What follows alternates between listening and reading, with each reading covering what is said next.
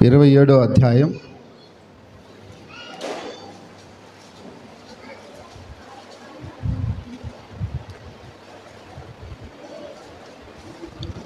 ఆదికాండం 27వ అధ్యాయం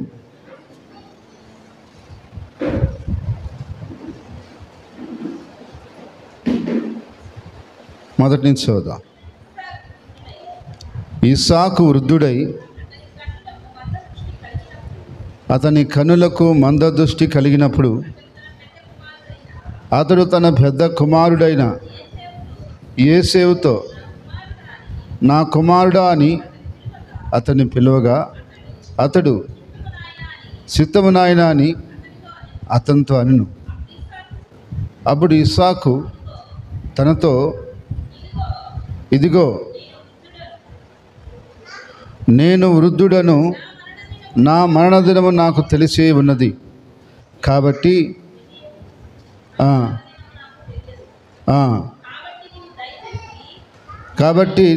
నువ్వు దయచేసి నీ ఆయుధములైన నీ అంబుల పొదిని నీ ఇల్లును తీసుకుని అడవికి పోయి నా కొరకు ఏటాడి మాంసం తెమ్ము.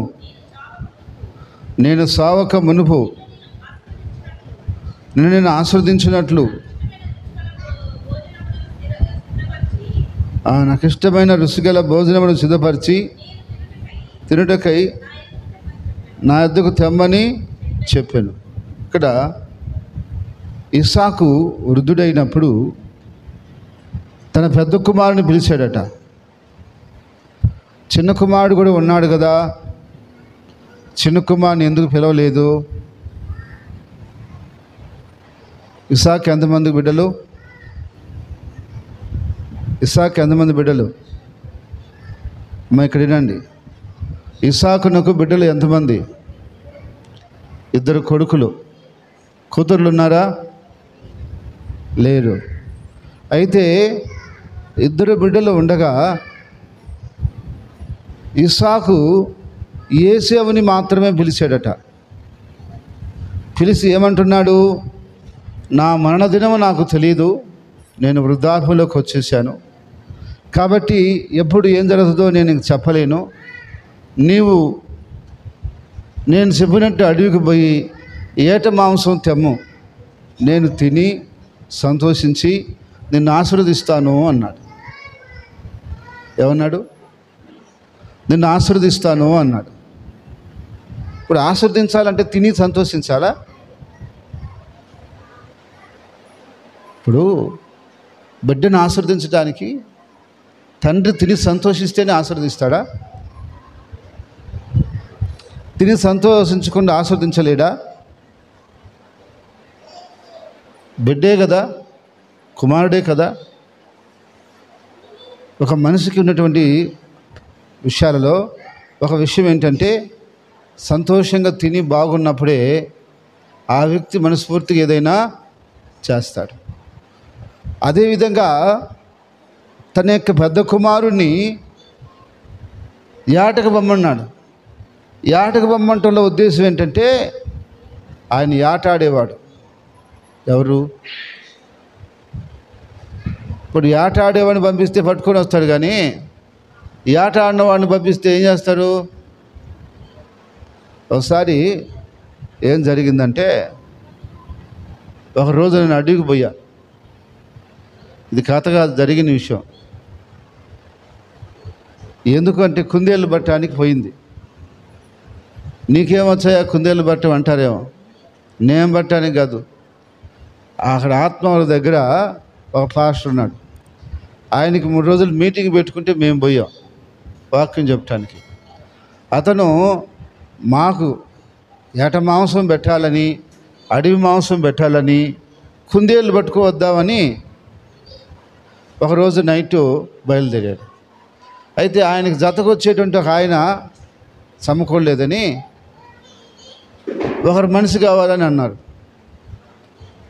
నేను అప్పటికే పనుకొని నిద్రపోయినా. 10 దాటిపోయింది టైం. అప్పుడు లేపారు వచ్చి, బ్రదర్ చిన్న పని ఉంది, ఆ అడవిలో దాకపోయి రావాలన్నారు. నిద్రపోతున్నాను, నేను రాలేనన్నా. నువ్వు తప్ప ఇంకెవరు రాలేరు, నువ్వైతే కొంచెం హుషారుగా వస్తావు అన్నీ చూసుకొని వచ్చేద్దాం, లేయాలా అన్న. నా వల్ల కాదే అన్నా నేను. ఇప్పుడు వచ్చేస్తాము, ఎంత పని, రా అన్నాడు.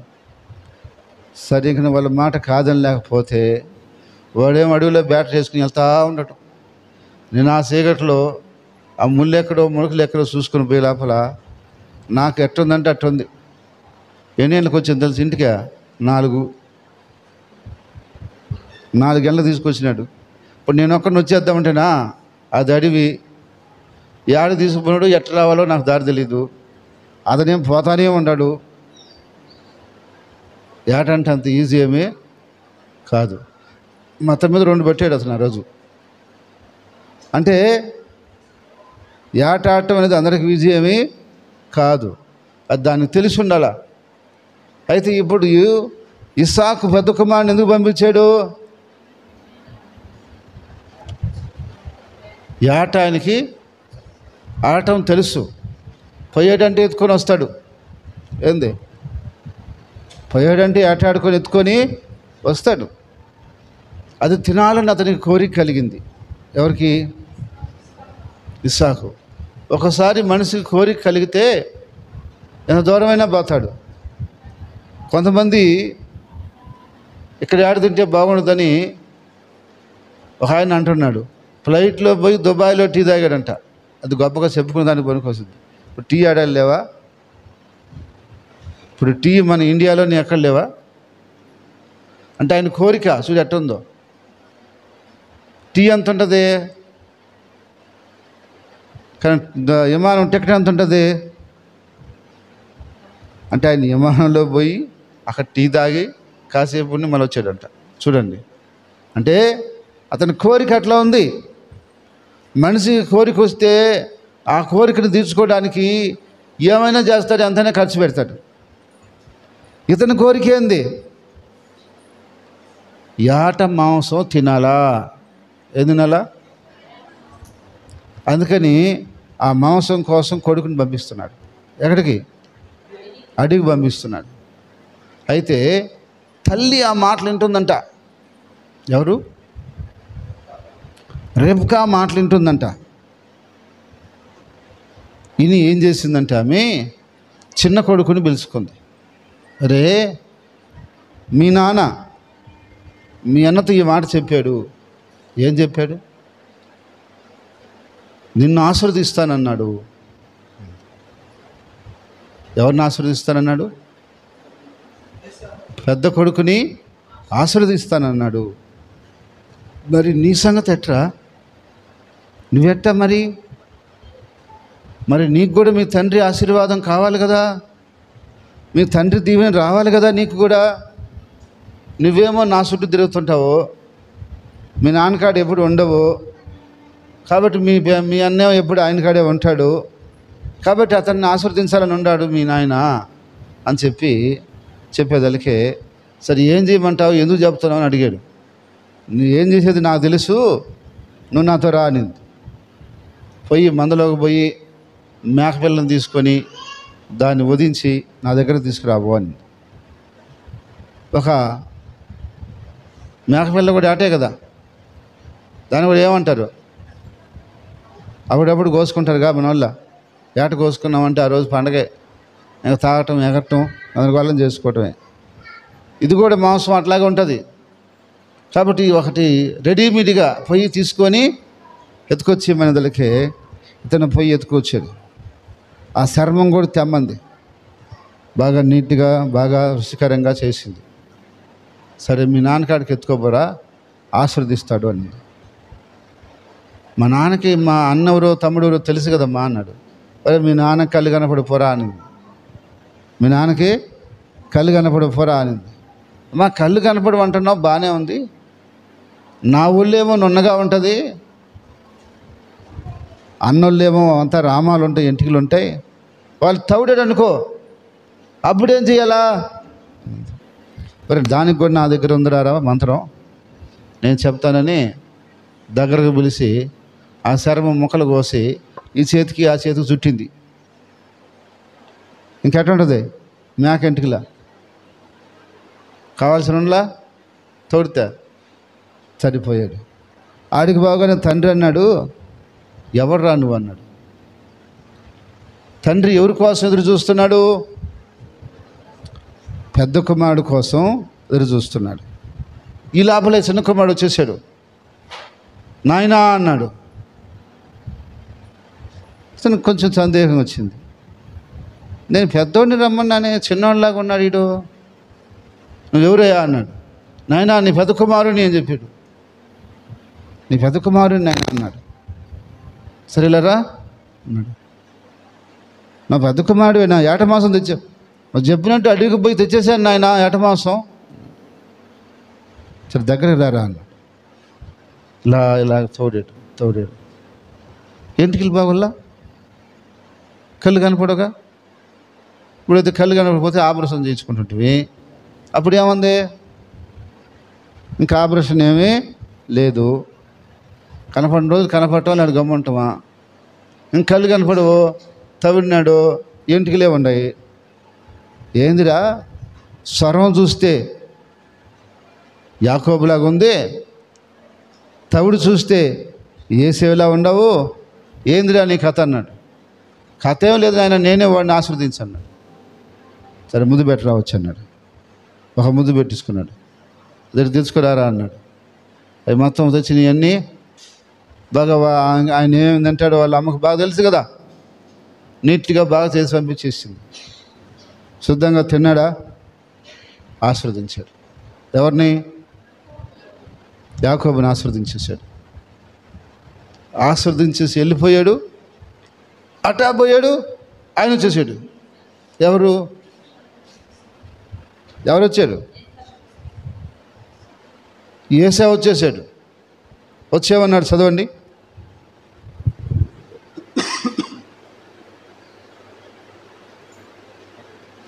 ఇరవై 27వ అధ్యాయంలో 30వ వచనం చదవండి.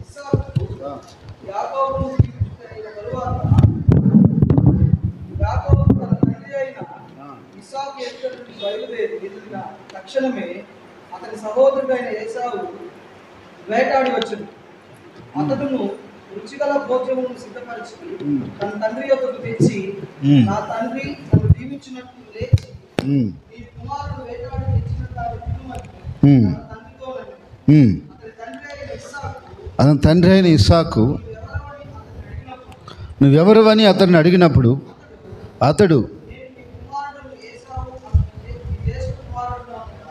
నీ కుమారుడిని ఏసేవును జ్యేష్ఠ కుమారుని అనగా, ఇస్సాకు మిక్కుటముగా గడగడా వణుకుచు, అట్లయితే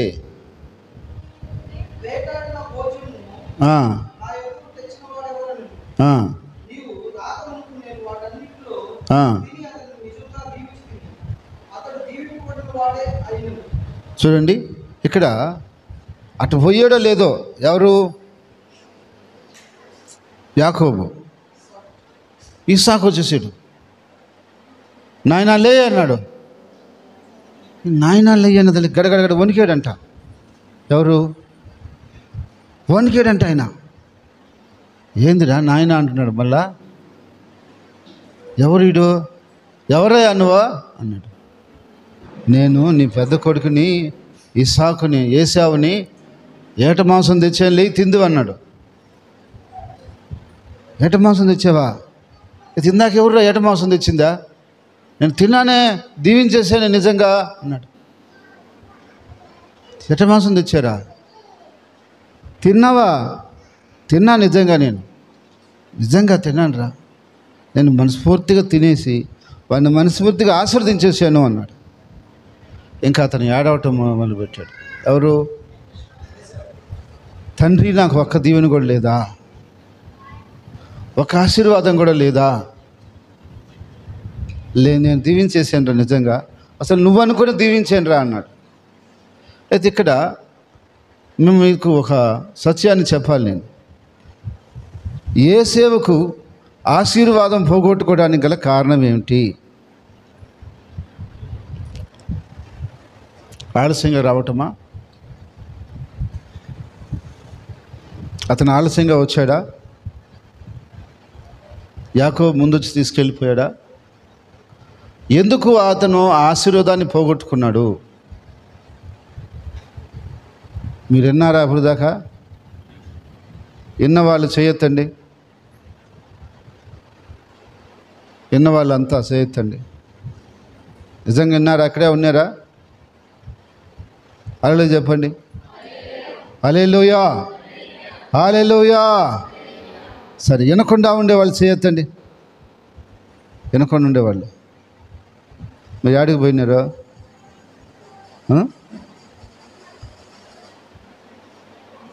సరే, ఇంటే చెప్పండి. మరి తండ్రికి పెద్ద కొడుకునే దీవించాలని ఉండే, కానీ ఇప్పుడు ఆ తండ్రి కోరిక ప్రకారం పెద్ద కొడుకుని దీవించలేకపోయాడు. పెద్ద కొడుకు ఆ అవకాశాన్ని నీగించుకోలేకపోయాడు. ఎందుకని ఇక్కడ పొరపాటు జరిగింది? కారణం ఏమైంది? కారణం అర్థం కావట్లేదా అమ్మా? కాదు, ఇంకా చెప్పండి.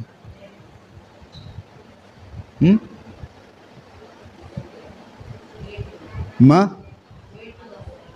లేటుగా వచ్చాడు, ఓకే, కానీ అది కూడా ముఖ్యమైన కారణం కాదు. ఇంకా ఇంకోటి చెప్పండి. చెప్పాలట ఆ విధంగా. మీరు గమ్ముకుంటే ఎట్లా? రైటో రాంగో చెప్పాలా? మాట్లాడమన్నప్పుడు మాట్లాడాలా. అనవసరంగా చెప్పేటప్పటికి మీరు మాట్లాడకూడదు. నేను మాట్లాడినప్పుడు మీరు మాట్లాడాలా. చెప్పండి. సరే, చూడండి, వాక్యం చూడండి. ఎబ్రిల్ రాసిన పత్రిక 12వ అధ్యాయం 16వ వచనం. ఒక పూట కూటి కొరకు తన జ్యేష్ఠత్వపు హక్కును ఆమెవేసిన ఏసేబు వంటి భ్రష్టుడైన వ్యభిచారైన ఉండనేమో అని జాగ్రత్తగా చూసుకోండి. ఏసేవు ఆ తర్వాత ఆశీర్వాదం పొందుకోరి కన్నీళ్లు విడుస్తూ దానికోసరము శ్రద్ధతో వెతికినను మారు మనసు పొంద అవకాశం దొరకక విసర్జించబడినని మీరు ఎరుగుదురు. చూడండి, ఇక్కడ కారణం చెప్తున్నాడు. ఒక పూట కూటి కోసం ఏదంట? ఒక పూట కూటి కోసం తన జ్యేష్ఠత్వపు హక్కును అమ్మేశాడంట. ఏం జరిగిందంటే, ఒకరోజు పొలంలోకి పోయి ఏసావు ఇంటికి వచ్చాడు. అమ్మ నాన్న లేరు, ఎక్కడికో బయటికి పని మీద పోయి ఉన్నాడు. తమ్ముడు ఉన్నాడు, వాడేదో వాడికి వచ్చిన కూర, చిక్కుడుకాయల కూర వండుతూ ఉన్నాడు. ఎర్రెర్రగా కమ్మగా వాసనగా బాగా వస్తుంది అది. ఇతనేమో బాగా ఆలస్యంగా ఆకలి మీద వచ్చాడు ఇంటికి. అప్పుడు రే అమ్మ నాన్న ఎర్రా అన్నాడు. బయటకు పోయారు అన్నయ్య అన్నాడు. సరే, ఏంద్రా వండుతున్నావు అన్నాడు. అది నాకు వండుకుంటున్నానన్నా అన్నాడు. అన్నాడు, నాకు వండుకుంటున్నాను అన్నాడు. రే, నీకు వండుకుని నాకెట్రా? వండుకో నువ్వు కూడా, నాకు ఆకలి కదా, నేను తినేయాలన్నాడు. రే, నన్న పెద్దోడిని నేను, నా పెట్టకుండా నువ్వు తింటావురా, నా పెట్టాలి కదరా అన్నాడు. ఇది ఒక్కడికే ఉందన్నా, చేసింది ఒక్కడికే, నువ్వు వస్తావో రావో నాకేం తెలుసు. సరే, నాకు అది పెట్టిరా అన్నాడు. నువ్వు మళ్ళా చేసుకుని తిందువో అన్నాడు. నాకు ఒక మాట చెప్పు, పెడతానన్నాడు. ఏందో చెప్పరా, చేస్తానా అన్నాడు. నీ జ్యేష్ఠత్వం నాకు ఇస్తానని చెప్పు అన్నాడు. ఏమడిగాడు చూడండి, ఆదికాండం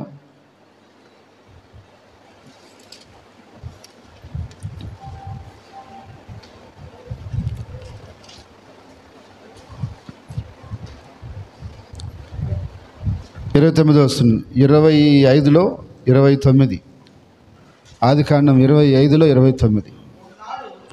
ఒకనాడు యాకోబు కలగూర వంటకం వండుకొనుచుండగా కలగూర వంటకం వండుకొనుచుండగా ఏశావు ఏసావు అలసిన వాడై అలసిన వాడై పొలంలో నుండి వచ్చి పొలములో నుండి వచ్చి నేను అలసి ఉన్నాను, నేను అలసి ఉన్నాను, ఆ ఎర్ర ఎర్రగా ఉన్న దానిలో ఆ ఎర్ర ఎర్రగా ఉన్న దానిలో దయచేసి నాకు పెట్టమని అడిగాను. కొంచెం నాకు దయచేసి పెట్టమని అడిగిను.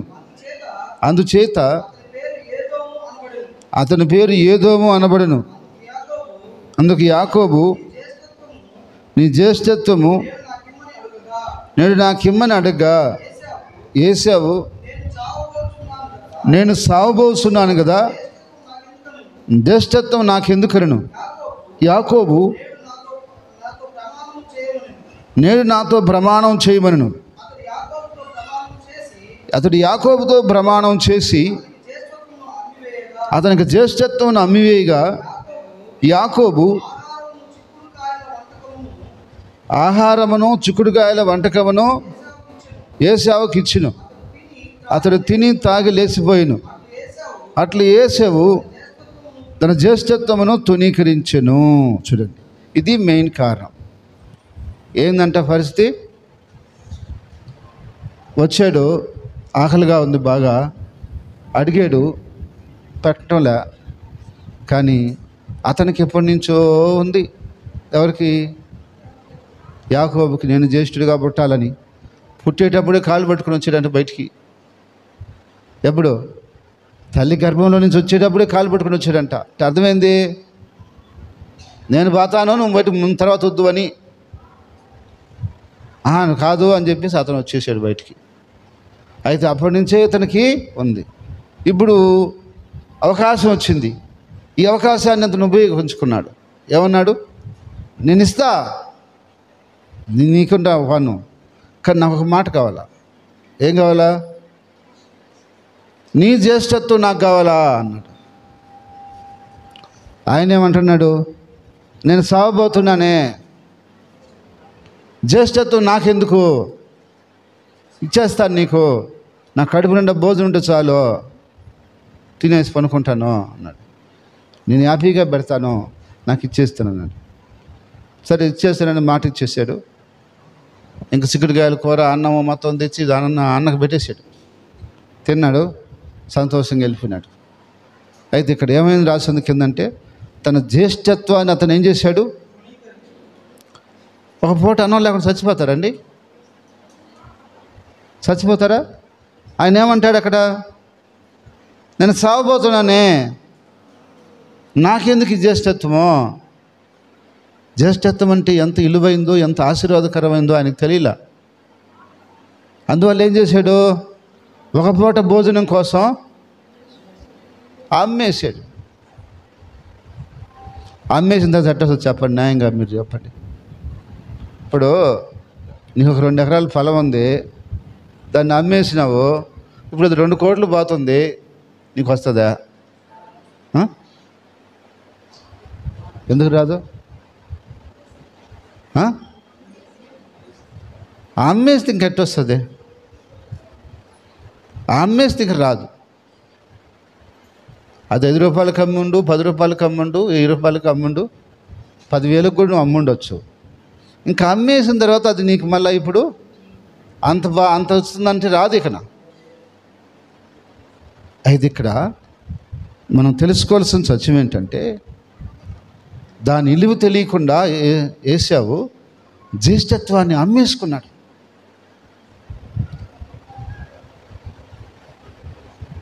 ఎవరైనా అమ్ముకుంటారా? ఎవరైనా అమ్ముకుంటారా? ఎవరు జ్యేష్ఠత్వాన్ని అమ్ముకోరు. అయితే అతను ఏం చేశాడు? అమ్మివేసుకున్నాడు. దేనికోసం? ఒక్క పూట కూటి కోసం. రాశాడు అన్నమాట, ఒక పూట కూటి కోసం అని ఉందంట. ఒక పూట కూటి కోసం అమ్మేసిన భ్రష్టుడు ఏందంట, వ్యభిచారి అయినటువంటి ఏశావు అని రాశాడు. ఒక పూట కూటి కోసం. ఈరోజు కూడా చాలామంది కూటి కోసం దేనైనా అంది వదిలేసుకుంటారు. ఒక పూట కూటి తినకపోతే చచ్చిపోవండి. మీరు ఉపవాసం ఎంతమంది వచ్చారండి? ఉపవాసం ఎంతమంది వచ్చారు? ఒక పూట కూడిపోద్ది అనుకున్నారా ఉపవాసం ఉంటే? సరే, మీరు పొద్దునున్నా సాయంత్రం ఉన్నా ఒకటే, కానీ ఒక పూట అయినా ఉండాలిగా,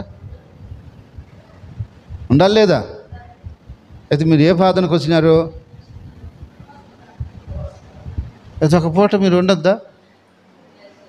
ఏమైపోద్దండి? ఏమైనా అవుతారా? ఏమన్నా అయిపోద్దా? అయితే ఒక పూట ఉండొద్దా? కొందరికి వాళ్ళ కడిపే వారికి దేవుడు అంట. ఏంది? దేనికైనా అన్యాయం చేయొచ్చు, కానీ దీనికి మాత్రం అన్యాయం చేయకూడదు. దీనికి ఎప్పుడు అన్యాయమో చేయకూడదు. తినాలా, కాదంటం లేదు. దేవుడు పెట్టినప్పుడు దొరికినప్పుడు కడుపుని తినాలి, తప్పని లేదు. కానీ ఒక పూట ఉండాలిగా. ఏంటంట? ఒక పూట ఉండాలిగా. కానీ ఒక పూట కూడా ఉండలేని వాడు ఏశావు. ఒక పూట కూడా ఉండలేని వాడు ఏశావు. లేకపోతే పొలం నుంచి వచ్చాడు, ఆకలిగా ఉంది, ఏదో కాస్త నీళ్ళు తాగో పాలు తాగో ఏదో కొనుక్కొని ఉంటే వాళ్ళ మమ్మీ ఎట్లా వస్తుంది, ఏదో ఒకటి చేసి పెడుతుంది. కానీ ఇతను అవకాశం కోసం కాసుకున్నాడు. ఎవరు? అవకాశాన్ని ఉపయోగించుకొని అన్నం పెట్టాడు, తీసేసుకున్నాడు. ఇప్పుడు ఆలస్యమైనందుకు కాదు, లేకపోతే చిన్న కొడుకైనందుకు కాదు అది వచ్చింది. ఇతను కావాలని పోగొట్టుకున్నాడు. ఎవరు? ఏశావుకి దేవుడిచ్చిన దాన్ని ఇతని చేతులారనే పోగొట్టుకున్నాడు. పోగొట్టుకుంటే ఎట్ట వస్తుందండి మళ్ళీ ఇక మనకి? అది ఎలా వస్తుంది? రాదు. ఇప్పుడు తప్పు ఎవరిది అంటారు?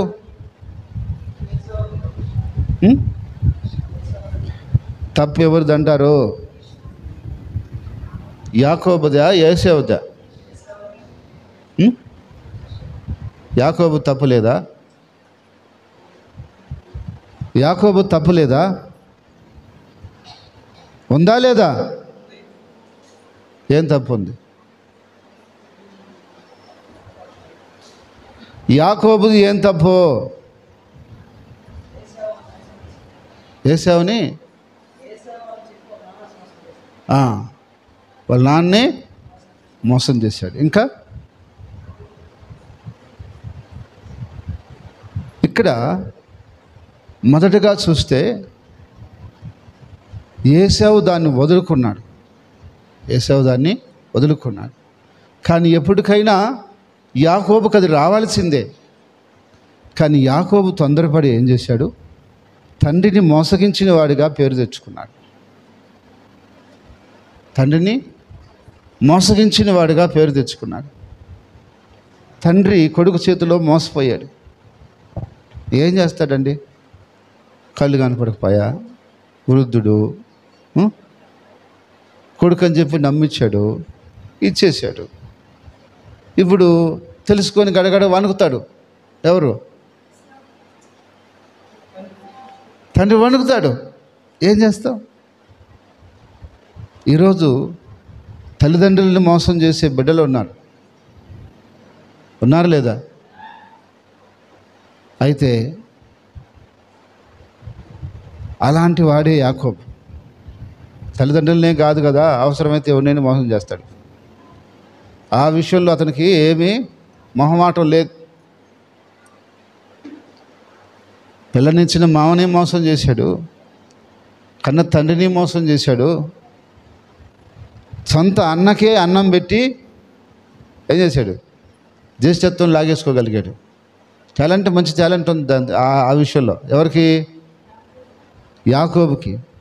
అలా చేసి ఏదైనా లాగేసుకుంటాడు, తీసేసుకోగలుగుతాడు. కానీ వాస్తవానికి చూస్తే మొదటిది ఏసేవుది తప్పు. ఏంది? ఏసేవుది తప్పు. ఒక పూట కూటి కోసం ఇచ్చి ఉండకూడదు. కొన్నిసార్లు మనము చిన్న చిన్న అవసరాలకి పెద్ద పెద్ద ఆశీర్వాదాలని పోగొట్టుకుంటాం. చిన్న చిన్న కష్టాలకి పెద్ద పెద్ద మేలుని పోగొట్టుకుంటాం. కాసేపు ఓర్చుకోలేక, కాసేపు ఉండలేక మనం ఎన్నో కార్యాలను రాసైపోతాం. ఒకసారి తొందరపడి మాట్లాడినందువల్ల మనం గొప్ప కార్యాలను వదిలేసుకోవాల్సి వస్తుంది. అయితే ఎప్పుడు కూడా దేవుని విషయంలో మనం ఏం చేయాలి? ఎప్పుడు కూడా దేవుడిచ్చిన దాన్ని నిర్లక్ష్యంగా మనం చేయకూడదు, తునీకరించకూడదు. అవకాశం ఎవరిచ్చారు? జ్యేష్ఠత్వం ఎవరిచ్చారు? దేవుడిచ్చాడు. చచ్చు బతుకు తర్వాత సంగతి. దేవుడిచ్చిన దాన్ని జాగ్రత్తగా కాపాడుకుని ఉండాలి. దేవుడు మనకిచ్చినటువంటి ఆశీర్వాదాలను జాగ్రత్తగా కాపాడుకోవాలి. దేవుడిచ్చిన దాన్ని మనం పోగొట్టుకుంటే మళ్ళీ వస్తుందంటే ఎట్లా వస్తుంది? నువ్వు అమ్మేసుకునే ఒక పూట కూటు కోసం ఇప్పుడు ఏడిస్తే